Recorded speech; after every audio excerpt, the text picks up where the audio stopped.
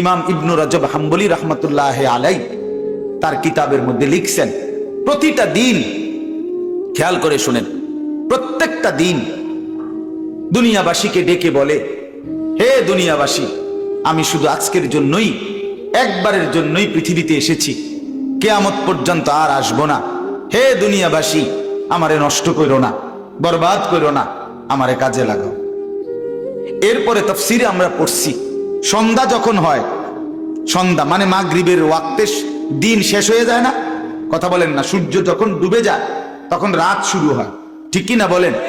এই সন্ধ্যার আগে আগে দুনিয়াকে আবারও এই দিনটা, আজকের দিনটা, এটা আবার চিৎকার করে পৃথিবীবাসীকে বলে যে, হে দুনিয়াবাসী, আমি তো শেষ হয়ে যাচ্ছি, একটু নেক আমল করে আমার একটু কাজে লাগাও না। ফজর গেল, জোহর গেল, আসর চলে গেল, একটা সেজদাও দিলা না, আমি বুঝি এমনিই তোমার জীবন থেকে বিফলে হারিয়ে যাবে, আমি বুঝি এমনি এমনি হারায় যাবে। আহা কি করলো, আহা কি করলো। এভাবে প্রতিটা রাত পৃথিবীবাসীকে ডেকে বলে, হে দুনিয়াবাসী, আমি একবারের জন্যই এসেছি, আর আসবো না কোনোদিন, তোমরা আমারে নষ্ট করো না, কাজে লাগাও। ফজর হওয়ার আগে, সুবহে সাদিকের আগে আগে রাত্রটা আবার ডেকে বলে, আহা দুনিয়াবাসী, আমি তো চলে যাচ্ছি, শেষ হয়ে যাচ্ছি, আমারে কি কাজে লাগাইবা না? সেজদা তাইলে দিবা না? আমার মনিবের জন্য একটা গোলামি করবা না? এভাবে রাত, সারাটা রাত ঘুমে ঘুমে মোবাইল টিপতে টিপতে শেষ করে দিলা,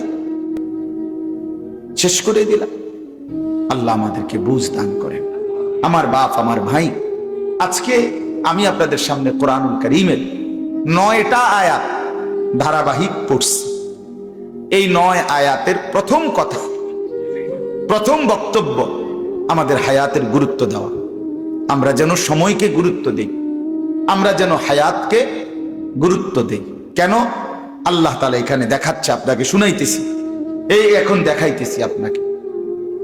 আল্লাহ তাআলা বলেন, প্রত্যেকটা নাফরমান, পাপী, অবাধ্য, জালেম, নাফরমান, যুবক কিংবা বৃদ্ধ, মা কিংবা বোন, নারী কিংবা পুরুষ, যখন মৃত্যুর মুখোমুখি হবে, মালাকুল মউত আজরাইল আসবে, তে এখানে আছে প্রত্যেকটা মানুষ তার দুনিয়ার হায়াত, এই দুনিয়ার সময়টা আরেকবার কিছুটা সময় আল্লাহ তাআলার কাছে ভিক্ষা চায়, ভিক্ষা চাই। আল্লাহ, আমি বুঝি নাই মাওলা, আমি বুঝি নাই, মালাকুল মউত আজরাইল রে, একটু ফেরত দেন, আমারে আর কয়টা দিন দুনিয়ায় থাকতে দেন। এই মালাকুল মউতকে দেখে বলি,